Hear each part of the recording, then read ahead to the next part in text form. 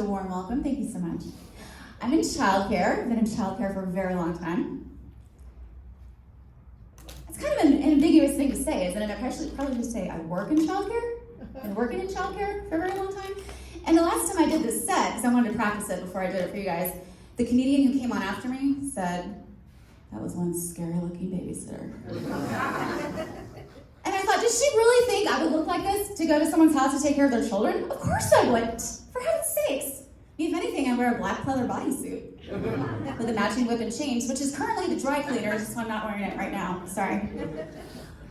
So when I first moved to Los Angeles, I thought, of course I'm gonna get a job in childcare. Children are the best, especially because they're not mine. I get paid to take care of them. I play with them. I give them back and I go home. It's so nice. And I have years of experience doing it. Kids love me, parents love me. It's tax-free money. Why wouldn't I get a job doing childcare? And then I found out, I'm not gonna ask if anyone in here is a parent, because I don't want to insult you to your face, or to your shadow, because it is very bright up here. The parents in Los Angeles are insane.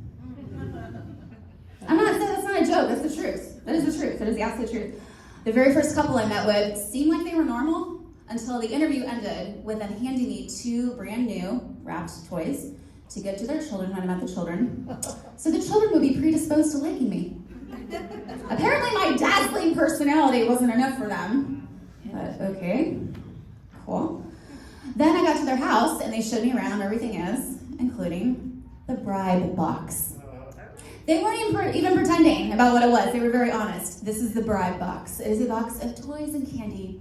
So when our children have to do something they don't want to do, which, let's be honest, is every day in the life of a small child, we let them pick something out of the bribe box. And if they throw a tantrum, which, let's be honest, for a small child, it's every other day, unless they've been disciplined, because tantrums are optional, in case you didn't know this. Where I come from, there are no tantrums. If the child throws a tantrum, they go, "Oh, no, it's okay, give me a hug and a kiss," and go pick 2 things out of the bribe box.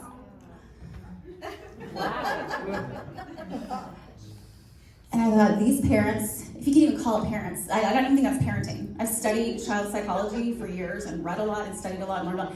I don't think that's parenting. I think that's enabling. I think that is raising the next generation of what we now call millennials. Yeah. These are children who expect participation trophies. I couldn't do it. I had to move on to the next interview. It was even worse, believe it or not. I met with this woman who had a 7-month-old baby. And for those of you who don't know, I'll put it in perspective. 7-month-olds are little people. They're very little people. They usually can sit up. They usually don't crawl. They'll smile. If you roll a ball to them, they'll laugh and they'll pick it up and they'll drool because their teeth are coming in. And you can tickle their toes, you can tickle their nose and read them stories, and it's so much fun. But they're very basic little people. They don't do a lot. And this woman ended the interview by telling me, the first 2 times you come to my house to take care of my son, you're not going to be allowed to pick him up. Because I'm trying to teach him not to go to strangers.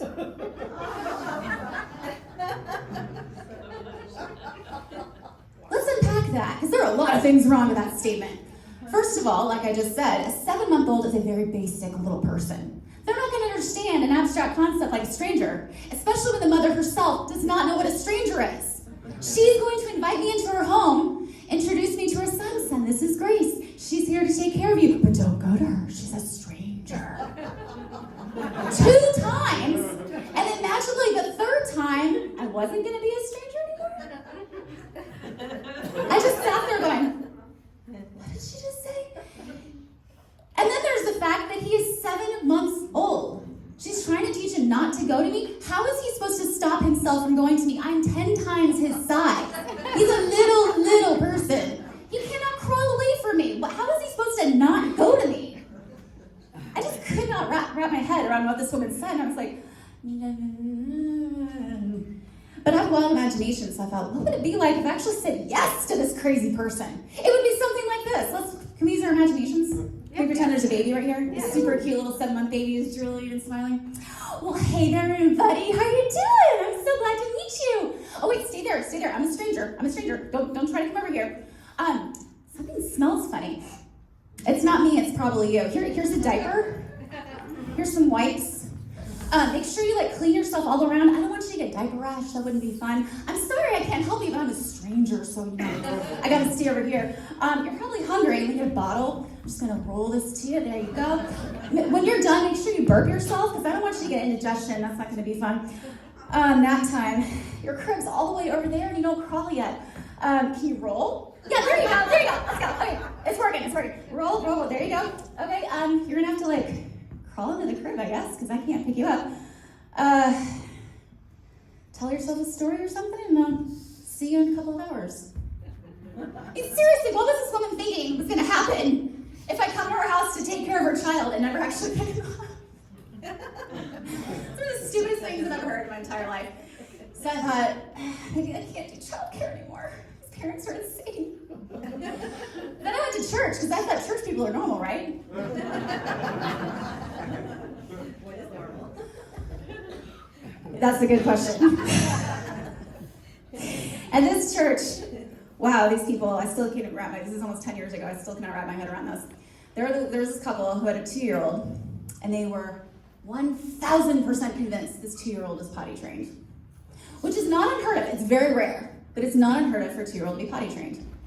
Every single time for the year that I worked in that church nursery, they would bring their child in, and he would wet his pants. Every single time. This child who was completely potty trained. And I wanted to ask them, have you heard of diapers or pull-ups? What?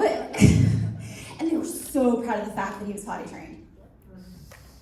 I thought, I don't think they know what potty training is, because this kid is clearly not. And then I figured they just must really like doing laundry. Because that kid always went home with a bag of wet clothes. Every Sunday, every Wednesday for Bible study. Sad. I'm happy to say, though, eventually I kept looking, I did find quite possibly the only normal couple in Los Angeles. They had a 2-year-old daughter, cutest little kid I've ever met. They were pregnant with their second. The second just turned 5. So I've been with them for 5 years now, and I love them so much. They're the funniest, cutest kids. And the 5-year-old, you'd think she was like 50. She's so smart. It's kind of scary. One day she said, Grace, do you have a grown-up? And I said, do I have a grown-up? No, I kind of am a grown-up, I think. And she goes, well, how old are you? So I told her, and she goes, I think you're just a teenager. But, okay, well, does that mean I need a grown-up? I don't know. She's adorable. So she was making this mess out of confetti, and it was everywhere. Not to be bad, because she's not a bad kid. But when she was done playing with it, I said, you need to clean this up before Mommy gets back. And she goes, okay. And she goes to the closet, gets the broom, starts sweeping. And after about 60 seconds of sweeping, goes, I feel like a mother. And I said, well, there's nothing wrong with that. Mothers are wonderful people. We all have mothers. Your mother's a wonderful person. You're doing a good job. You're almost done. She goes, all right. So she sweeps for about 2 more minutes, and then she goes, as the mother, I have to say this is a lot of work. And I said, well, you're doing a great job, and you're almost done. And she goes, thank you. Will you hand me that broomy thingy over there? And I looked where she was pointing, and I said, you mean the dustpan? Yes, I'll get you the dustpan. So I bring the dustpan over, and she finishes sweeping, and then she wants to watch tutorials on YouTube, which, in case you don't know, you can learn to do virtually anything on YouTube. I know a man who taught himself to write code from watching a video on YouTube. There's everything you can think of on YouTube you can learn for free. And she wanted to watch this tutorial about how to make a pizza from scratch. I said, sure, that sounds like fun. Of course, the video ends with the pizza coming out of the oven, and she goes, that pizza sure smells good. And I said, the pizza on the video that we're watching? You can smell it? She goes, yeah, it smells good. I said, okay. Well, when her sister was learning about relationships, about mommies and daddies and husbands and wives and sisters and brothers and all this stuff, she started asking me about my family. And I said, you don't live with your mommy and daddy? Where do you live? Do you have a sister? Do you have a brother? So I'm trying to explain all the relationships, and then I thought visual aids would help, so I pulled up my dad's Facebook thinking he had family photos. His profile picture was my dad, my mom, and my sister. You haven't seen this picture, but does it sound like somebody might be missing from that picture? Like maybe the firstborn child is missing from that picture? I didn't say anything, I just pointed out the people, and she goes, Grace, you're not in this picture.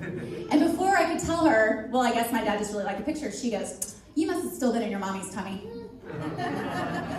sister's 5 years younger than me, but I decided to let that one go. I showed her a picture of my sister now and her husband, and I said, there's their baby. And then I flipped the page and I said, that's what he looks like now. And she goes, so he's growing into a brother? And I said, well, he hopes he's growing into a brother. Well, my name is Grace. Thank you so much for laughing. If you need parenting advice, please come talk to me. I can tell you all the things to do, and even better yet, all the things to not do.